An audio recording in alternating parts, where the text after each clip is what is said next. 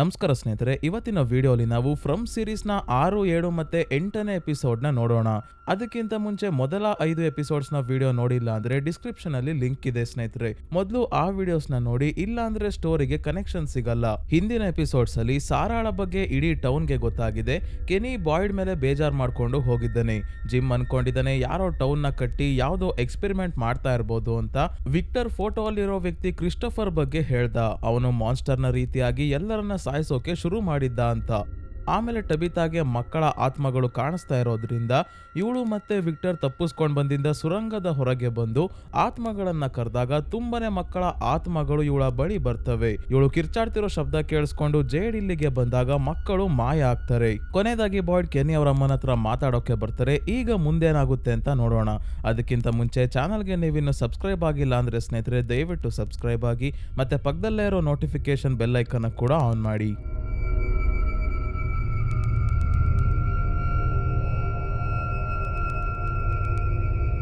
ಈಗ ಬಾಯ್ಡ್ ಕೆನಿ ಅವರ ಅಮ್ಮಂಗೆ ಹೇಳ್ತಾ ಇದ್ದಾರೆ, ನಿಮಗೆ ನನ್ನ ಮೇಲೆ ಕೋಪ ಬಂದಿರಬಹುದು, ಆದ್ರೆ ಇದೆಲ್ಲ ನಾನು ನನ್ನ ಒಬ್ನಿಗೋಸ್ಕರ ಮಾಡ್ತಾ ಇಲ್ಲ. ಈ ಟೌನ್ ನ ಜನರಿಗೆ ಒಳ್ಳೇದಾಗ್ಲಿ ಅಂತ ಕಷ್ಟ ಪಡ್ತಿರೋದು. ಸಾರಾ ಇಂದ ನಮಗೆ ಉಪಯೋಗ ಆಗ್ಬೋದು ಅನ್ನೋ ಒಂದೇ ಉದ್ದೇಶದಿಂದ ನಾನು ಅವಳನ್ನ ಬಾಕ್ಸ್ ಒಳಗೆ ಹಾಕ್ತೆ ಉಳಿಸ್ಕೊಂಡಿರೋದು ಅಂತ ಹೇಳ್ಬೇಕಾದ್ರೆ ಕೆನಿ ಇಲ್ಲಿಗೆ ಬರ್ತಾನೆ.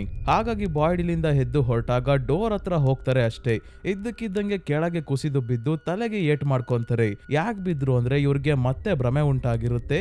ಇವ್ರಿಗೆ ಮ್ಯೂಸಿಕ್ ಬಾಕ್ಸ್ ಕಾಣಿಸಿ ಆ ಮ್ಯೂಸಿಕ್ ಬಾಕ್ಸ್ ಅಲ್ಲಿ ಇರೋ ಡ್ಯಾನ್ಸರ್ ನ ಗೊಂಬೆ ಇವರ ಮುಂದೆ ಪ್ರತ್ಯಕ್ಷವಾಗಿ ಡ್ಯಾನ್ಸ್ ಮಾಡ್ತಾ ಬಾಯಿಯನ್ನ ಓಪನ್ ಮಾಡಿದಾಗ ಇವಳ ಬಾಯಿಯಿಂದ ಹುಳುಗಳು ಹೊರಗೆ ಬರ್ತಿರೋ ಹಾಗೆ ಕಾಣಿಸಿರುತ್ತೆ. ಹಾಗಾಗಿ ಇವರು ಬಿದ್ದಿದ್ದಾರೆ. ಕೆನಿ ಮತ್ತೆ ಅವರ ಅಮ್ಮ ಬಾಯ್ಡ್ ನ ಮೇಲೆ ಕೂರಿಸಿ ಸ್ವಲ್ಪ ಹೊತ್ತು ಸುಧಾರಿಸ್ಕೊಂಡಾದ್ಮೇಲೆ ಕೆನಿನೇ ಇವರನ್ನ ಇಲ್ಲಿಂದ ಕರ್ಕೊಂಡು ಹೊಡ್ತಾನೆ. ಕಾಲೋನಿ ಹೌಸ್ ಅಲ್ಲಿ ಡಾನಾ, ಫಾತಿಮಾ ಮತ್ತೆ ಎಲಿಸ್ ಟ್ರಕ್ಗೆ ತರಕಾರಿ ಮತ್ತೆ ಹಣ್ಣುಗಳನ್ನ ಲೋಡ್ ಮಾಡ್ಬೇಕಾದ್ರೆ ತರಕಾರಿಗಳು ಆಗ್ಲೇ ಶಾರ್ಟೇಜ್ ಆಗ್ತಿರೋದನ್ನ ಗಮನಿಸ್ತಾರೆ. ಹಾಗಾಗಿ ಡಾನಾ, ಈ ವಿಷಯ ಯಾರಿಗೂ ಹೇಳ್ಬೇಡಿ, ಎಲ್ಲರೂ ಲಿಮಿಟ್ ಅಲ್ಲಿ ಊಟ ಮಾಡೋಕೆ ಹೇಳಿ, ಬೇರೆ ವ್ಯವಸ್ಥೆ ಮಾಡ್ತೀವಿ ರೇಷನ್ಗೆ ಅಂತ ಮಾತ್ರ ಹೇಳಿ, ಶಾರ್ಟೇಜ್ ವಿಷಯ ಹೇಳಿದ್ರೆ ಪ್ಯಾನಿಕ್ ಆಗ್ತಾರೆ ಅಂತ ಡಾನಾ, ಫಾತಿಮಾ ಮತ್ತೆ ಎಲಿಸ್ಗೆ ಹೇಳ್ತಾರೆ.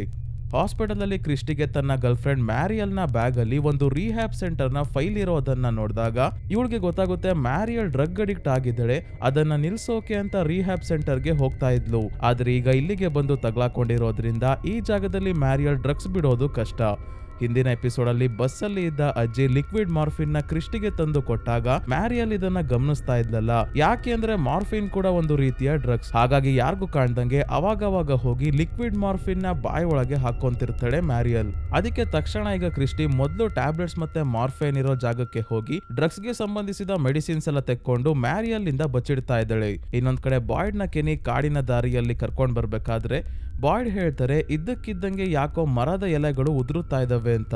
ಹಿಂದಿನ ಎಪಿಸೋಡ್ ಅಲ್ಲಿ ವಿಕ್ಟರ್ ಜೇಡ್ ನ ಕರ್ಕೊಂಡು ವೈಲಿನ್ ನುಡ್ಸೋಕೆ ಬಾ ಅಂತ ಕರ್ಕೊಂಡು ಹೋಗ್ಬೇಕಾದ್ರೆ ಇವನು ಕೂಡ ಮರಗಳು ಬದಲಾಗ್ತಾ ಇದಾವೆ ಅಲ್ವಾ ಅಂತ ಹೇಳಿದ್ದ. ಸೊ ಬಾಯ್ಡ್ಗೂ ಕೂಡ ಹಾಗೆ ಅನಿಸ್ತಾ ಇದೆ. ಬಾಯ್ಡ್ ಹೇಳ್ತಾರೆ, ಕಾಡಿಗೆ ಹೋಗಿದ್ದಾಗ ಒಂದು ಘಟನೆ ನಡೆದಿತ್ತು. ಆಗ್ಲಿಂದ ನನ್ನ ಕೈಯಲ್ಲಿ ಚರ್ಮದ ಕೆಳಗೆ ಹುಳುಗಳು ಓಡಾಡ್ತಾ ಇದಾವೆ, ಅವಾಗವಾಗ ಕೈ ತುಂಬಾನೇ ನೋವಾಗುತ್ತೆ ಅಂತ ಹೇಳ್ಬೇಕಾದ್ರೆ ಮತ್ತೆ ಮ್ಯೂಸಿಕ್ ಬಾಕ್ಸ್ ನ ಸೌಂಡ್ ಕೇಳಿಸುತ್ತೆ. ಆ ಡ್ಯಾನ್ಸರ್ ಬಂದು ಇವರ ಮುಂದೆನೆ ಡ್ಯಾನ್ಸ್ ಮಾಡಿ ಮಾಯ ಆಗ್ತಾಳೆ. ಇದು ಬಾಯ್ಡ್ಗೆ ಬಿಟ್ರೆ ಕೆನಿಗೆ ಕಾಣಿಸಲ್ಲ. ಯಾಕೋ ಬಾಯ್ಡ್ ಒಂಥರ ಆಡ್ತಿದಾರಲ್ಲ ಅಂತ ಕೆನಿ ಇವರನ್ನ ಹಾಸ್ಪಿಟಲ್ಗೆ ಕ್ರಿಸ್ಟಿ ಹತ್ರ ಕರ್ಕೊಂಡ್ ಬರ್ತಾನೆ. ಆಲ್ರೆಡಿ ಕತ್ತಲಾಗ್ತಿರೋದ್ರಿಂದ ಕೆನಿ ಇವತ್ತು ಇಲ್ಲೇ ಉಳ್ಕೊಂತಾನೆ. ಬಾಯ್ಡ್ ಕ್ರಿಸ್ಟಿಗೆ ಮಾರ್ಟಿನ್ ಬಗ್ಗೆ ಎಲ್ಲಾ ವಿಷಯ ಹೇಳಿದ್ರು. ಇದನ್ನ ಕ್ರಿಸ್ಟಿ ನಂಬಲ್ಲ. ಎಲ್ಲೋ ಬಾಯ್ಡ್ಗೆ ಭ್ರಮೆ ಆಗಿರ್ಬೇಕು ಅಂತ ಅನ್ಕೊಂಡಿದ್ದಳೆ. ನನಗೆ ಮಾರ್ಟಿನ್ ನ ರೀತಿ ಸಾಯೋಕೆ ಇಷ್ಟ ಇಲ್ಲ. ಈ ಹುಳುಗಳು ಅವನನ್ನ ಸಾಯೋಕೆ ಬಿಡ್ತಿರ್ಲಿಲ್ಲ. ಅದಕ್ಕೆ ನನಗೆ ಹುಳುಗಳನ್ನ ಟ್ರಾನ್ಸ್ಫರ್ ಮಾಡಿ ಅವನು ಸಾವನ್ನಪ್ಪಿದ್ದಾನೆ.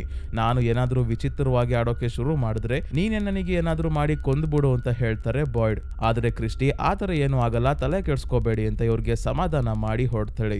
ಕೆನಿಗೂ ಚಿಂತೆ ಏನಂದ್ರೆ ತನ್ನ ತಂದೆಯ ರೀತಿ ಬಾಯ್ಡ್ಗೂ ಕೂಡ ಡೆಮೆನ್ಷಿಯಾ ಕಾಯಿಲೆ ಶುರು ಆಗ್ತಿರ್ಬೋದಾ ಅಂತ. ಆದ್ರೆ ಕ್ರಿಸ್ಟಿ ಈಗ್ಲೇ ಡೆಮೆನ್ಷಿಯಾ ಆಗೋದಕ್ಕೆ ಸಾಧ್ಯ ಇಲ್ಲ, ಆದ್ರೆ ವಯಸ್ಸಾದ್ಮೇಲೆ ಬರ್ಬೇಕಷ್ಟೇ ಅಂತ ಹೇಳ್ತಾಳೆ. ಇದಾದ್ಮೇಲೆ ಬಾಯ್ಡ್ ಸ್ವಲ್ಪ ರೆಸ್ಟ್ ಮಾಡ್ಬೇಕಾದ್ರೆ ಮತ್ತೆ ಮ್ಯೂಸಿಕ್ ಬಾಕ್ಸ್ ಮತ್ತೆ ಆ ಡ್ಯಾನ್ಸರ್ ಕಾಣಿಸ್ಕೊಂತಾ ಇದ್ದಾಳೆ.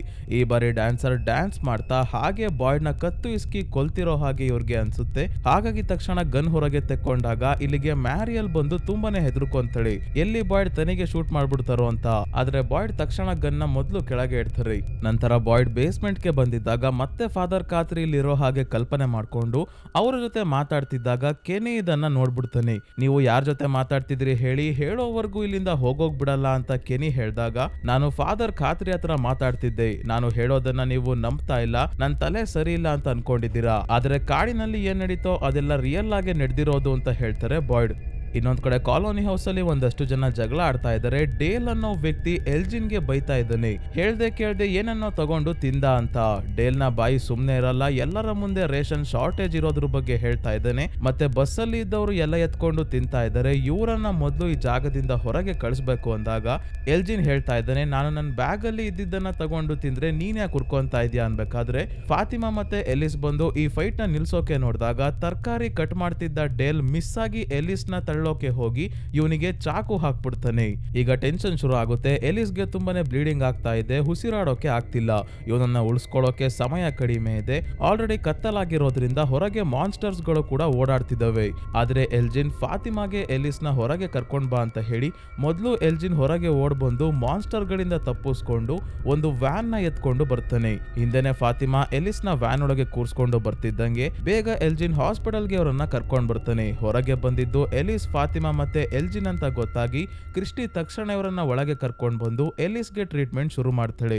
ಇಲ್ಲೇ ಇದ್ದ ಬಾಯ್ಡ್ಗೂ ಕೂಡ ತಮ್ಮ ಮಗನ ಸ್ಥಿತಿ ನೋಡಿ ಗಾಬರಿ ಆಗಿದ್ದಾರೆ. ಕ್ರಿಸ್ಟಿಗೆ ಗೊತ್ತಾಯ್ತು ಲಂಗ್ಸ್ ಹತ್ರ ರಕ್ತ ಕಟ್ಕೊಂಡು ಪ್ರೆಷರ್ ಕ್ರಿಯೇಟ್ ಆಗಿರೋದ್ರಿಂದ ಉಸಿರಾಡೋಕೆ ಆಗ್ತಿಲ್ಲ ಅಂತ. ಹಾಗಾಗಿ ಕಟ್ಟಿರೋ ರಕ್ತ ತೆಗೆದು ಎಲಿಸ್ಗೆ ಉಸಿರಾಡೋ ಹಾಗೆ ಮಾಡಿ ಕೊನೆಗೂ ಇವನನ್ನ ಕಾಪಾಡ್ಕೊಂತಾರೆ. ಆದ್ರೆ ರಕ್ತ ತುಂಬಾನೇ ಹೋಗಿರೋದ್ರಿಂದ ಎಲಿಸ್ ನ ದೇಹಕ್ಕೆ ರಕ್ತ ಹಾಕ್ಬೇಕು. ಎಲಿಸ್ ನ ಬ್ಲಡ್ ಗ್ರೂಪ್ ಓ ನೆಗೆಟಿವ್, ಬಾಯ್ಡ್ದು ಕೂಡ ಇದೇ ಬ್ಲಡ್ ಗ್ರೂಪ್. ಆದ್ರೆ ಬಾಯ್ಡ್ ತಮ್ಮ ಸ್ಕಿನ್ ಕೆಳಗೆ ಇರೋ ಹುಳುಗಳು ಎಲಿಸ್ಗೆ ಟ್ರಾನ್ಸ್ಫರ್ ಆಗುತ್ತೆ ಅಂತ ಎಲಿಸ್ಗೆ ರಕ್ತ ಹಾಕಕ್ಕೆ ಬಿಡಲ್ಲ. ಇದೆಲ್ಲ ಬಾಯ್ಡ್ ನ ಭ್ರಮೆ ಅನ್ಕೊಂಡಿರೋ ಕೆನಿ ಗನ್ ತಗೊಂಡು ಬಾಯ್ಡ್ಗೆ ಹೆದರ್ಸ್ಬೇಕಾದ್ರೆ ಬಾಯ್ಡ್ಗೆ ಮತ್ತೆ ಕೈ ನೋವಾಗ್ತಿದೆ. ಚರ್ಮದ ಕೆಳಗೆ ಹುಳುಗಳು ಓಡಾಡೋದು ಈಗ ಎಲ್ಲರೂ ತಮ್ಮ ಕಣ್ಣಾರೆ ನೋಡ್ತಾರೆ. ಕೆನಿ ಹೇಳ್ತಾನೆ, ಇದೆಲ್ಲ ನಿಜ ಅಂತ ನಾನು ನಂಬ್ತೀನಿ. ಹಾಗಾಗಿ ಮಾರ್ಟಿನ್ ನಿಮಗೆ ಹೇಗೆ ಈ ಹುಳುಗಳನ್ನ ಟ್ರಾನ್ಸ್ಫರ್ ಮಾಡಿದ್ನೋ ಅದೇ ರೀತಿ ನನಗೆ ಟ್ರಾನ್ಸ್ಫರ್ ಮಾಡಿ ಎಲಿಸ್ಗೆ ರಕ್ತ ಕೊಡಿ, ಮುಂದಿಂದು ಆಮೇಲೆ ನೋಡ್ಕೊಳ್ಳೋಣ ಅಂದಾಗ, ಇಲ್ಲ ನನಗಾಗ್ತಿರೋ ನೋವು ನಿನಗೆ ಕೊಡಕ್ಕಾಗಲ್ಲ, ಆದ್ರೆ ಈ ಹುಳುಗಳನ್ನ ಟ್ರಾನ್ಸ್ಫರ್ ಮಾಡ್ಲೇಬೇಕು ಅಂದ್ರೆ ಹೊರಗಿರೋ ಮಾನ್ಸ್ಟರ್ಸ್ ನ ದೇಹಕ್ಕೆ ಹಾಕ್ ಬರ್ತೀನಿ ಅಂತ ಹಾಸ್ಪಿಟಲ್ ನ ಡೋರ್ ತೆಕ್ಕೊಂಡು ಹೊರಗೆ ಬಂದು ಮಾನ್ಸ್ಟರ್ ಗಳಿಗೆ ಬಾಯಿಗೆ ಬಂದಂಗ್ ಬೈತಾ ಇದ್ದಾರೆ. ಇದರಿಂದ ಮಾನ್ಸ್ಟರ್ಸ್ ಗಳು ಇವರ ಹತ್ರ ಬರೋಕೆ ಶುರು ಮಾಡಿದಾಗ ಬಾಯ್ಡ್ ಚಾಕುಯಿಂದ ಮೊದಲು ತಮ್ಮ ಕೈನ ಸ್ವಲ್ಪ ಕಟ್ ಮಾಡಿಕೊಂಡು ಅದೇ ಚಾಕುಯಿಂದ ಒಂದು ಮಾನ್ಸ್ಟರ್ ನ ಕತ್ತನ್ನ ಸೀಳಿ ಆ ಗಾಯಕ್ಕೆ ತಮ್ಮ ಕೈ ಇಟ್ಟು ನನ್ನ ರಕ್ತ ಈಗ ನಿಂದು ಅಂತ ಹೇಳ್ತಿದ್ದಂಗೆ ಹುಳುಗಳೆಲ್ಲ ಮಾನ್ಸ್ಟರ್ ನ ದೇಹಕ್ಕೆ ಟ್ರಾನ್ಸ್ಫರ್ ಆಗ್ತವೆ. ಈಗ ಮಾನ್ಸ್ಟರ್ ಕೆಳಗೆ ಬಿದ್ದು ಒದ್ದಾಡೋಕೆ ಶುರು ಮಾಡುತ್ತೆ ಮತ್ತೆ ತನ್ನ ನಿಜವಾದ ರೂಪಕ್ಕೆ ಬರುತ್ತೆ. ಸ್ವಲ್ಪ ಹೊತ್ತಾದ್ಮೇಲೆ ಆಶ್ಚರ್ಯ ಅನ್ನೋ ಹಾಗೆ ಮಾನ್ಸ್ಟರ್ ಸಾವನ್ನಪ್ಪುತ್ತೆ. ಬಾಯ್ಡ್ ವಾಪಸ್ ಹಾಸ್ಪಿಟಲ್ಗೆ ಬಂದಾಗ ಎಲಿಸ್ ನ ದೇಹಕ್ಕೆ ಅವರ ಬ್ಲಡ್ ಹಾಕೋಕೆ ಶುರು ಮಾಡ್ತಾಳೆ ಕ್ರಿಸ್ಟಿ. ನಂತರ ಎಲಿಸ್ಗೆ ಪ್ರಜ್ಞೆ ಬರುತ್ತೆ. ಫಾತಿಮಾ ಅಳ್ತಾ ಬಂದು ಕ್ರಿಸ್ಟಿ ಹತ್ರ ಈ ಜಾಗ ದಿನೇ ದಿನೇ ಎಷ್ಟು ಭಯಾನಕವಾಗಿ ಬದಲಾಗ್ತಿದೆ ಅಂತ ಹೇಳ್ತಾ ಇದ್ದಾಳೆ. ಯಾಕೆ ಅಂದ್ರೆ ಇವಳು ಪ್ರೆಗ್ನೆಂಟ್ ಆಗಿದ್ದಾಳೆ ಅಂತ ಇವಳಿಗೆ ಡೌಟ್ ಬಂದಿದೆ. ಕ್ರಿಸ್ಟಿಗೆ ಪ್ರೆಗ್ನೆನ್ಸಿ ಟೆಸ್ಟ್ ಇದೆಯಾ ಅಂತ ಕೇಳ್ತಾ ಇದ್ದಾಳೆ. ಅದೇ ಹಾಸ್ಪಿಟಲ್ ನ ಡೋರ್ ಹತ್ರ ಕೆನಿ ಮತ್ತೆ ಬಾಯ್ಡ್ ಆ ಮಾನ್ಸ್ಟರ್ ಸಾವನ್ನಪ್ಪಿರೋದು ಸತ್ಯನ ಏನು ಅಂತ ಕನ್ಫರ್ಮ್ ಮಾಡ್ಕೊಳ್ಳೋಕೆ ಬೆಳಗ್ಗೆ ಆಗೋದನ್ನೇ ಕಾಯ್ತಾ ಇದ್ದಾರೆ. ಬೆಳಗ್ಗೆ ಆಗ್ತಿದ್ದಂಗೆ ಮೊದಲು ಫಾತಿಮಾನ ಟೆಸ್ಟ್ ಮಾಡಿ ಕ್ರಿಸ್ಟಿ ಇವಳು ಪ್ರೆಗ್ನೆಂಟ್ ಆಗಿರೋದು ಕನ್ಫರ್ಮ್ ಅಂತ ಹೇಳ್ತಾಳೆ. ನಂತರ ಎಲ್ಲರೂ ಸಾವನ್ನಪ್ಪಿರೋ ಮಾನ್ಸ್ಟರ್ ಹತ್ರ ಬಂದಾಗ ಬಾಡಿಯನ್ನ ಸುಟ್ಟಾಕೋಣ ಅಂತಾನೆ ಕೆನಿ. ಆದ್ರೆ ಬಾಯ್ಡ್ ಮತ್ತೆ ಕ್ರಿಸ್ಟಿ ಕೇಳಲ್ಲ. ಇದೇ ಚಾನ್ಸ್ ನಮಗೆ ಈ ಮಾನ್ಸ್ಟರ್ ಗಳ ಬಗ್ಗೆ ಸ್ಟಡಿ ಮಾಡೋಕೆ, ಹಾಗಾಗಿ ಬಾಡಿಯನ್ನ ಹಾಸ್ಪಿಟಲ್ ಒಳಗೆ ತಗೊಂಡು ಹೋಗಿ ಪೋಸ್ಟ್ ಮಾರ್ಟಮ್ ಮಾಡೋಣ ಅಂತ ಹೇಳ್ತಾ ಇದ್ದಾರೆ. ಈ ಡೆಡ್ ಬಾಡಿ ವಿಷಯ ಯಾರಿಗೂ ಹೇಳ್ಬೇಡಿ ಅಂತ ಫಾತಿಮಾ ಎಲಿಸ್ ಮತ್ತೆ ಎಲ್ಜಿನ್ ಗೆ ಹೇಳಿ ಇವರನ್ನ ಕಾಲೋನಿ ಹೌಸ್ಗೆ ವಾಪಸ್ ಕಳಿಸ್ತಾರೆ. ಎಲಿಸ್ಗೆ ಚಾಕು ಹಾಕಿದ್ದ ಡೇಲ್ ನ ಒಂದು ರೂಮ್ ಅಲ್ಲಿ ಕೂಡ ಹಾಕಿದ್ದಾರೆ. ಇವನಿಗೆ ಏನ್ ಶಿಕ್ಷೆ ಕೊಡೋದು ಅಂತ ಇನ್ನೂ ಡಿಸೈಡ್ ಮಾಡಿಲ್ಲ. ಜಿಮ್ ಅಂತೂ ತನ್ನ ಎಕ್ಸ್ಪೆರಿಮೆಂಟ್ ಥಿಯರಿಯಿಂದ ಫುಲ್ ತಲೆ ಕೆಡಿಸ್ಕೊಂಡು ಈತನ್ ವಿಕ್ಟರ್ ಹತ್ರ ಹೋಗ್ತೀನಿ ಅಂತ ಹೇಳಿದ್ರು ಕಳಿಸ್ತಿಲ್ಲ. ವಿಕ್ಟರ್ ಗನ್ ಹಿಡ್ಕೊಂಡು ಓಡಾಡ್ತಾನೆ.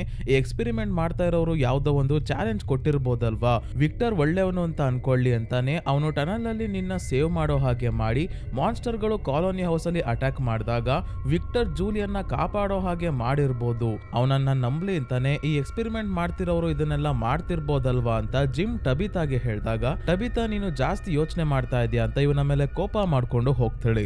ಈಗ ಬಸ್ಸಲ್ಲಿರೋ ರ್ಯಾಂಡಲ್ ಬಸ್ ಮೇಲೆ ನಿಂತ್ಕೊಂಡು ತನ್ನ ಹತ್ರ ಇರೋ ಡ್ರೋನ್ ಹಾರಿಸ್ತಿರೋದನ್ನ ನೋಡಿ ಜಿಮ್ ರ್ಯಾಂಡಲ್ ಹತ್ರ ಬಂದು ಹೆಲ್ಪ್ ಕೇಳ್ತಾ ಇದ್ದಾನೆ. ಏನ್ ಹೆಲ್ಪ್ ಅಂತ ಎಕ್ಸ್ಪ್ಲೈನ್ ಮಾಡೋಕೆ ಮೊದಲು ಜಿಮ್ ರ್ಯಾಂಡಲ್ ನ ಕರ್ಕೊಂಡು ಕ್ರಾಶ್ ಆಗಿರೋ ತನ್ನ RV ಹತ್ರ ಬರ್ತಾನೆ. ಯಾಕಂದ್ರೆ ಇಲ್ಲೇ ಡ್ಯಾಮೇಜ್ ಆಗಿರೋ ರೇಡಿಯೋನ ಇಟ್ಟಿರೋದು. ಜಿಮ್ ರ್ಯಾಂಡಲ್ಗೆ ರೇಡಿಯೋ ಅಲ್ಲಿ ಯಾರೋ ಮಾತಾಡಿದ ವಿಷಯ ಮತ್ತೆ ಈ ಜಾಗದ ಬಗ್ಗೆ ತನ್ನ ಥಿಯರಿ ಎಲ್ಲ ಹೇಳ್ತಾ ಇದ್ದಾನೆ. ಅದೇ ಇಲ್ಲಿ ನಡೀತಾ ಇರೋದೆಲ್ಲ ಎಕ್ಸ್ಪೆರಿಮೆಂಟ್ ಅಂತ. ರ್ಯಾಂಡಲ್ ನ ಹೆಲ್ಪ್ ಯಾಕೆ ಬೇಕು ಅಂದ್ರೆ ಮತ್ತೆ ರೇಡಿಯೋ ಅನ್ನ ಆನ್ ಮಾಡೋಕೆ ಡ್ರೋನ್ಗೆ ಆಂಟನಾ ಕಟ್ಟಿ ಮೇಲೆ ಹಾರಿಸೋಕೆ ನೋಡ್ತಿದ್ದಾನೆ. ಆದ್ರೆ ರ್ಯಾಂಡಲ್ ಹೇಳ್ತಾನೆ, ನೀನು ಹೇಳ್ತಿರೋ ಎಕ್ಸ್ಪೆರಿಮೆಂಟ್ ನ ಥಿಯರಿ ನಿಜಾನೇ ಆಗಿದ್ರೆ ಈ ಜಾಗದಲ್ಲಿ ಇರೋ ಕೆಲವರು ಎಕ್ಸ್ಪೆರಿಮೆಂಟ್ ನಡೆಸ್ತಾ ಇರೋ ವ್ಯಕ್ತಿ ಜೊತೆ ಸೇರ್ಕೊಂಡಿರ್ಬೋದಲ್ವಾ ಅಂತ ಹೇಳಿದಾಗ ಜಿಮ್ ಇದ್ರೂ ಇರ್ಬೋದು ಅಂತ ಯೋಚನೆ ಮಾಡೋಕೆ ಶುರು ಮಾಡ್ತಾನೆ. ನೆಕ್ಸ್ಟಿನಲ್ಲಿ ಮಾನ್ಸ್ಟರ್ ನ ಡೆಡ್ ಬಾಡಿನ ಹಾಸ್ಪಿಟಲ್ ಒಳಗೆ ಎತ್ಕೊಂಡ್ ಬಂದಾಗ ಬಾಡಿ ಓಪನ್ ಮಾಡೋಕೆ ಕೆಲವೊಂದು ವಸ್ತುಗಳನ್ನ ತಗೊಂಡ್ ಬರೋಕೆ ಕೆನಿ ಹೋಗ್ತಾನೆ. ಆದ್ರೆ ಮ್ಯಾರಿಯಲ್ ಇದ್ದಕ್ಕಿದ್ದಂಗೆ ವಾಮಿಟ್ ಮಾಡ್ಕೊಂತಾ ಇದ್ದಾಳೆ. ಕಾರಣ ಏನಂದ್ರೆ ಇದೆಲ್ಲ ಡ್ರಗ್ಸ್ ಬಿಡ್ತಿರೋದಕ್ಕೆ ವಿಡ್ರಾವಲ್ ಸಿಂಪ್ಟಮ್ಸ್. ಸರಿಯಾಗಿ ನಿದ್ರೆ ಬರಲ್ಲ, ಡ್ರಗ್ಸ್ ತಗೋಬೇಕು ಅನ್ಸ್ತಾ ಇರುತ್ತೆ, ಅವಾಗವಾಗ ವಾಮಿಟ್ ಮಾಡ್ಕೊಂತಾ ಇರ್ತಾಳೆ. ಕಾಲೋನಿ ಹೌಸ್ ಅಲ್ಲಿ ಡಾನಾ ಫುಲ್ ಟೆನ್ಷನ್ ಮಾಡ್ಕೊಂಡಿದ್ದಾರೆ. ಹಾಕಿರೋ ಗಿಡಗಳಲ್ಲಿ ಕೆಲವೊಂದು ಒಣಗೋಗ್ತಾ ಇದ್ದಾವೆ, ಯಾಕೆ ಅಂತ ಗೊತ್ತಾಗ್ತಿಲ್ಲ. ಇದೇ ಸಮಯಕ್ಕೆ ಫಾತಿಮಾ ಬಂದು ತಾನು ಪ್ರೆಗ್ನೆಂಟ್ ಇರೋ ವಿಷಯ ಹೇಳಿದಾಗ ಡಾನಾಗೆ ತುಂಬಾನೇ ಖುಷಿ ಆಗುತ್ತೆ. ಈ ವಿಷಯ ಎಲಿಸ್ಗೆ ಹೇಳ್ದ ಅಂತ ಡಾನಾ ಕೇಳಿದಾಗ ಇಲ್ಲ, ಅವನಿಗೆ ಹೇಳಿಲ್ಲ. ಯಾಕಂದ್ರೆ ಈ ಪ್ರೆಗ್ನೆನ್ಸಿ ಬಗ್ಗೆ ನನಗೆ ಡೌಟ್ ಇದೆ. ಇಲ್ಲಿಗೆ ಬರೋಕ್ಕೂ ಮುಂಚೆ ಡಾಕ್ಟರ್ ಹೇಳಿದ್ರು ನಾನು ಪ್ರೆಗ್ನೆಂಟ್ ಆಗೋದಕ್ಕೆ ಸಾಧ್ಯನೇ ಇಲ್ಲ ಅಂತ. ಆದರೂ ಕೂಡ ಈಗ ಪ್ರೆಗ್ನೆಂಟ್ ಆಗಿದ್ದೀನಿ ಅಂತ ಹೇಳ್ತಾಳೆ ಫಾತಿಮಾ. ಕೆಲವೊಮ್ಮೆ ಪವಾಡಗಳು ನಡೆಯುತ್ತೆ. ಈ ಜಾಗದಲ್ಲಿ ತುಂಬಾನೇ ನಂಬೋಕಾಗದೇ ಇರೋ ವಿಷಯಗಳು ನಡೆದಿದೆ. ನಿನ್ನ ಹೊಟ್ಟೆಯಲ್ಲಿ ಮಗು ಬೆಳೀತಾ ಇದೆ ಅನ್ನೋದು ಅಷ್ಟೇ ಸತ್ಯ. ಈಗ ನಿನ್ನ ಮಗುವಿನ ವಿಷಯ ಮಾತ್ರ ಗಮನದಲ್ಲಿ ಇಡ್ಕೋ ಅಂತ ಹೇಳ್ತಾಳೆ ಡಾನಾ. ಇನ್ನ ಬಾರಲ್ಲಿ ಜೇಡ್ ಇಲ್ಲಿವರೆಗೂ ಈ ಜಾಗದಿಂದ ಹೊರಗೆ ಹೋಗೋ ದಾರಿಯನ್ನ ಹುಡುಕ್ತಾ ಇದ್ದವನು ಈಗ ಆಲ್ಕೋಹಾಲ್ ತಯಾರಿಸೋ ಮಿಷಿನ್ ನ ಮಾಡ್ತಾ ಇದ್ದಾನೆ. ಇದೇ ಸಮಯಕ್ಕೆ ಟಬಿತಾ ಬಂದು ತನಗೆ ಮಕ್ಕಳ ಆತ್ಮಗಳು ಕಾಣಿಸ್ತಿರೋ ವಿಷಯ ಹೇಳಿದಾಗ ಜೇಡ್ ಕೂಡ ಇಲ್ಲಿವರೆಗೂ ತನಗೆ ಕಾಣಿಸ್ತಿರೋ ದೃಶ್ಯಗಳ ಬಗ್ಗೆ ಹೇಳ್ತಾನೆ. ಅದೆಲ್ಲ ನನ್ ಭ್ರಮೆನೋ ಇಲ್ಲ ಬೇಕು ಅಂತಾನೆ ಈ ಜಾಗ ತೋರಿಸ್ತಾ ಇದೆಯೋ ಗೊತ್ತಿಲ್ಲ. ಒಂದು ಸಿಂಬಲ್ ಕೂಡ ನನಗೆ ಕಾಣಿಸುತ್ತೆ ಅಂತ ಬುಕ್ಕಲ್ಲಿರೋ ಸಿಂಬಲ್ ನ ತೋರಿಸಿದಾಗ ಟಬಿತಾ ಹೇಳ್ತಾಳೆ, ಇದೇ ಸಿಂಬಲ್ ನಾನು ಸುರಂಗದ ಒಳಗೆ ಕೂಡ ನೋಡಿದ್ದೆ ಅಂತ. ಹಾಸ್ಪಿಟಲ್ ಅಲ್ಲಿ ಆಲ್ರೆಡಿ ಮಾನ್ಸ್ಟರ್ ನ ಡೆಡ್ ಬಾಡಿಯನ್ನ ಕಟ್ ಮಾಡ್ತಾ ಇದ್ದಾರೆ. ಕೆನಿಗೆ ಏನ್ ಭಯ ಅಂದ್ರೆ ಬಾಯ್ಡ್ ಮಾನ್ಸ್ಟರ್ ನ ದೇಹಕ್ಕೆ ಟ್ರಾನ್ಸ್ಫರ್ ಮಾಡಿದ ಹುಳುಗಳೇನಾದ್ರೂ ಮತ್ತೆ ತಮ್ಮ ದೇಹಕ್ಕೆ ಹತ್ಕೊಂಡ್ರೆ ಏನ್ ಕತೆ ಅಂತ. ಆದ್ರೆ ಕ್ರಿಸ್ಟಿ ಏನಾದ್ರೂ ಪರವಾಗಿಲ್ಲ, ಮಾನ್ಸ್ಟರ್ ನ ರಕ್ತ ಅಥವಾ ಬೇರೆ ಏನಾದ್ರೂ ಸಿಗುತ್ತಾ ಅಂತ ನೋಡ್ತಾ ಇದ್ದಾರೆ. ಅದರಿಂದ ಇವರು ಮಾನ್ಸ್ಟರ್ಸ್ ನ ಕೊಲ್ಲೋಕೆ ದಾರಿ ಸಿಗ್ಬೋದು ಅಂತ ಇವರ ಪ್ಲಾನ್. ಕೊನೆಗೂ ಇವರು ಮಾನ್ಸ್ಟರ್ ನ ದೇಹವನ್ನ ಕಟ್ ಮಾಡಿ ಓಪನ್ ಮಾಡಿದಾಗ ಶಾಕ್ ಆಗೋಗ್ತಾರೆ. ಯಾಕಂದ್ರೆ ಮಾನ್ಸ್ಟರ್ ನ ದೇಹ ಸೇಮ್ ಮನುಷ್ಯರ ದೇಹದ ರೀತಿನೇ ಇದೆ. ಆಶ್ಚರ್ಯ ಏನಂದ್ರೆ ಬಾಡಿ ಪಾರ್ಟ್ಸ್ ಎಲ್ಲ ಪೂರ್ತಿ ಡ್ರೈ ಆಗೋಗಿದೆ. ಸೇಮ್ ಮ್ಯೂಸಿಯಂ ಅಲ್ಲಿ ಪ್ರಿಸರ್ವ್ ಮಾಡಿ ಇಟ್ಟಿರೋ ಡೆಡ್ ಬಾಡಿ ತರ ಕಾಣ್ತಾ ಇದೆ. ಬಾಡಿಯಲ್ಲಿ ರಕ್ತನೂ ಇಲ್ಲ, ಏನೂ ಇಲ್ಲ ಅಂತ ಫ್ರಸ್ಟ್ರೇಟ್ ಆದ ಕ್ರಿಸ್ಟಿ ಒಂದು ಶಾರ್ಪ್ ಆಗಿರೋ ಟೂಲ್ ಇಂದ ಮಾನ್ಸ್ಟರ್ ನ ದೇಹಕ್ಕೆ ಚುಚ್ಚೋಕೆ ಶುರು ಮಾಡಿದಾಗ ದೇಹದಿಂದ ಒಂದು ಲಿಕ್ವಿಡ್ ಬರ್ತಾ ಇದೆ. ಈ ಲಿಕ್ವಿಡ್ ನ ಬೈಲ್ ಅಂತಾರೆ ಸ್ನೇಹಿತರೆ. ಮನುಷ್ಯರ ದೇಹದಲ್ಲಿ ಆಹಾರವನ್ನ ಡೈಜೆಸ್ಟ್ ಮಾಡೋಕೆ ಲಿವರ್ ಈ ಲಿಕ್ವಿಡ್ ನ ಪ್ರೊಡ್ಯೂಸ್ ಮಾಡುತ್ತೆ. ಈ ಲಿಕ್ವಿಡ್ ಗಾಲ್ ಬ್ಲಾಡರ್ ಅಲ್ಲಿ ಸ್ಟೋರ್ ಆಗಿರುತ್ತೆ. ಕೊನೆಗೆ ಏನೋ ಒಂದಾದ್ರೂ ಸಿಕ್ತಲ್ಲ ಅಂತ ಇದನ್ನ ಬಾಟಲ್ ಅಲ್ಲಿ ಸ್ಟೋರ್ ಮಾಡಿ ಇಟ್ಕೊಂತಾರೆ ಬಾಯ್ಡ್. ಅದೇ ಮ್ಯಾರಿಯಲ್ ಮಲಗಿದ್ದಾಗ ಒಂದು ಭಯಾನಕ ಕೆಟ್ಟ ಕನಸು ಬೀಳುತ್ತೆ. ಏನಂದ್ರೆ ಬೇಸ್ಮೆಂಟ್ ಅಲ್ಲಿರೋ ಮಾನ್ಸ್ಟರ್ ನ ಡೆಡ್ ಬಾಡಿ ಎದ್ದು ಬಂದು ತನ್ನ ಮೇಲೆ ದಾಳಿ ಮಾಡೋ ಹಾಗೆ ಮತ್ತೆ ಆ ಮಾನ್ಸ್ಟರ್ ಗೆ ಬಾಯ್ಡ್ ಶೂಟ್ ಮಾಡ್ತಿರೋ ಹಾಗೆ ಕಾಣಿಸುತ್ತೆ. ಆದ್ರೆ ಇಂಪಾರ್ಟೆಂಟ್ ಇದಲ್ಲ, ಕನಸಲ್ಲಿ ಇಲ್ಲಿವರೆಗೂ ಬಾಯ್ಡ್ ಗೆ ಕಾಣಿಸ್ತಿದ್ದ ಮ್ಯೂಸಿಕ್ ಬಾಕ್ಸ್ ಕೂಡ ಇವಳಿಗೆ ಕಾಣಿಸುತ್ತೆ. ನೆಕ್ಸ್ಟಿನಲ್ಲಿ ಜೂಲಿ ಜೊತೆ ಎಲ್ಜಿನ್ ಮಾತಾಡ್ಬೇಕಾದ್ರೆ ತನ್ನ ಕನಸಿನ ಬಗ್ಗೆ ಹೇಳ್ತಾ ಇದ್ದಾನೆ. ಇವನಿಗೆ ಚಿಂತೆ ಏನಂದ್ರೆ ಕನಸಲ್ಲಿ ನಡೆದಿರೋ ಯಾವ್ದಾದ್ರು ಇಂಪಾರ್ಟೆಂಟ್ ವಿಷಯ ಏನಾದ್ರೂ ಇವನು ಮರಿತಾ ಇದ್ದಾನ ಅಂತ. ಇದರ ಬಗ್ಗೆ ಜಾಸ್ತಿ ಎಲ್ಜಿನ್ ಯೋಚನೆ ಮಾಡ್ತಾ ಇರೋದ್ರಿಂದ ಮೈಂಡ್ ರಿಲ್ಯಾಕ್ಸ್ ಮಾಡೋಕೋಸ್ಕರ ಬಾತ್ ಟಬ್ ಅಲ್ಲಿ ಸ್ವಲ್ಪ ಹೊತ್ತು ರೆಸ್ಟ್ ಮಾಡು, ನಾನು ಹಾಗೆ ಮಾಡೋದು ಅಂತ ಜೂಲಿ ಹೇಳ್ತಾಳೆ. ಇದರಿಂದ ಎಲ್ಜಿನ್ ಕಾಲೋನಿ ಹೌಸ್ಗೆ ಬಂದು ಬಾತ್ ಟಬ್ ಅಲ್ಲಿ ಮಲಗಿದ್ದಾಗ ಇವನಿಗೂ ಈಗ ಮ್ಯೂಸಿಕ್ ಬಾಕ್ಸ್ ಕಾಣಿಸುತ್ತೆ. ಮತ್ತೆ ಯಾರೋ ಭಯಾನಕವಾಗಿ ಕಾಣ್ತಾ ಇರೋ ಮಹಿಳೆ ಇವನನ್ನ ನೀರಲ್ಲಿ ಮುಳುಗ್ಸೋದಕ್ಕೆ ಪ್ರಯತ್ನ ಪಡ್ತಾ ಇದ್ದಾಳೆ. ಈ ಮಹಿಳೆಯನ್ನ ಮೊದಲನೇ ಬಾರಿ ನಾವು ಇಲ್ಲಿ ನೋಡ್ತಾ ಇದೀವಿ. ಇವಳು ಯಾರು ಅಂತ ಮುಂದೆ ನೋಡೋಣ. ಹಾಸ್ಪಿಟಲ್ ಇಂದ ಹೊರಟ ಕೆನಿ ತನ್ನ ಮನೆಗೆ ಬಂದಾಗ ಇವನ್ಗೆ ಇಷ್ಟವಾಗಿರೋ ತಿಂಡಿಯನ್ನ ತಯಾರಿಸ್ತಿದ್ದಾರೆ ಇವರಮ್ಮ. ನಿಮ್ಗೇನಾದ್ರೂ ಹೆಲ್ಪ್ ಮಾಡ್ಲಾ ಅಂತ ಕೆನಿ ಕೇಳಿದಾಗ ಇಲ್ಲೇ ಇರೋ ಫೋನ್ ರಿಂಗ್ ಆಗ್ತಾ ಇದೆ.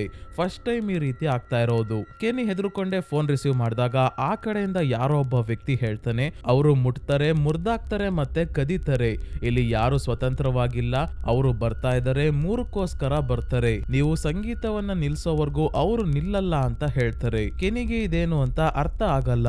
ಇದೇ ಸಮಯಕ್ಕೆ ಅವನಿಗೆ ಬಾಯ್ಡ್ಗೆ ಕಾಣಿಸಿದ ಮ್ಯೂಸಿಕ್ ಬಾಕ್ಸ್ ಕಾಣಿಸುತ್ತೆ. ಕೆನಿ ಅವರಮ್ಮ ಸ್ಟವ್ ಮೇಲೆ ನೀರು ಕಾಯೋಕೆ ಇಟ್ಟಿದ್ರು. ಆ ಕುದೀತಾ ಇರೋ ನೀರಲ್ಲಿ ಹುಳುಗಳಿದಾವೆ. ಒಂದು ಹುಳು ಹಾರಿ ಇವನ ಕೈ ಮೇಲೆ ಕುತ್ಕೊಂತಿದ್ದಂಗೆ ಇವನ ಕೈ ಸುಡುತ್ತೆ. ಜೊತೆಗೆ ಕೆನಿ ಅವರಮ್ಮ ಇವನನ್ನ ನಿದ್ರೆಯಿಂದ ಎಚ್ಚರಗೊಳಿಸ್ತಾರೆ. ಹೌದು ಸ್ನೇಹಿತರೆ, ಇದೆಲ್ಲ ಕೆನಿಯ ಕನ್ಸಾಗಿರ್ಬೋದು, ಆದರೆ ಕನ್ಸಲ್ಲಿ ನಡೆದಿದ್ದು ನಿಜ ಅನ್ನೋ ಹಾಗೆ ಕುದೀತಾ ಇರೋ ನೀರಿಂದ ಹುಳು ಹಾರಿ ಬಂದು ಇವನ ಕೈ ಮೇಲೆ ಕುತ್ಕೊಂಡಿದ್ರಿಂದ ಕೈ ಸುಟ್ಟಿತ್ತಲ್ಲ, ಆ ಮಾರ್ಕ್ ನಿಜವಾಗ್ಲೂ ಇವನ ಕೈ ಮೇಲೆ ಇದೆ. ಇನ್ನೊಂದ್ ಕಡೆ ಜಿಮ್ ಮತ್ತೆ ರ್ಯಾಂಡಲ್ ಇಬ್ರು ಡ್ರೋನ್ಗೆ ಆಂಟೆನಾ ಕಟ್ಟಿ ಹಾರಿಸೋಕೆ ನೋಡ್ತಿದ್ದಾರೆ. ಆದ್ರೆ ಡ್ರೋನ್ ಜಾಸ್ತಿ ಮೇಲೆ ಹೋಗ್ತಿಲ್ಲ, ಆಂಟೆನಾ ಇರೋ ತೂಕದ ಕಾರಣದಿಂದ. ಜಿಮ್ ಮೊದಲೇ ಎಕ್ಸ್ಪೆರಿಮೆಂಟ್ ಥಿಯರಿ ಬಗ್ಗೆ ತಲೆ ಕೆಡ್ಸ್ಕೊಂಡಿದ್ದ. ರ್ಯಾಂಡಲ್ ಸುಮ್ನೆ ಇಲ್ದಲೆ ಜಿಮ್ ತಲೆಗೆ ಮತ್ತಷ್ಟು ಹುಳ ಬಿಡ್ತಾನೆ.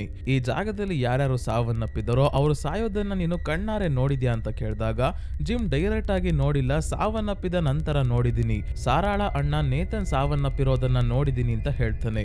ಆದ್ರೆ ರ್ಯಾಂಡಲ್ ಹೇಳ್ತಾನೆ, ಬಾಯ್ಡ್, ಡಾನಾ ಮತ್ತೆ ಸಾವನ್ನಪ್ಪಿರೋ ಫಾದರ್ ಖಾತ್ರಿ ಎಲ್ಲರೂ ಸೇರ್ಕೊಂಡು ಈ ಎಕ್ಸ್ಪೆರಿಮೆಂಟ್ ಅಲ್ಲಿ ಭಾಗಿಯಾಗಿರ್ಬೋದು. ಫಾದರ್ ಖಾತ್ರಿ ಸಾವನ್ನಪ್ಪಿಲ್ಲ, ನಾಟಕ ಆಡ್ತಿರ್ಬೋದು.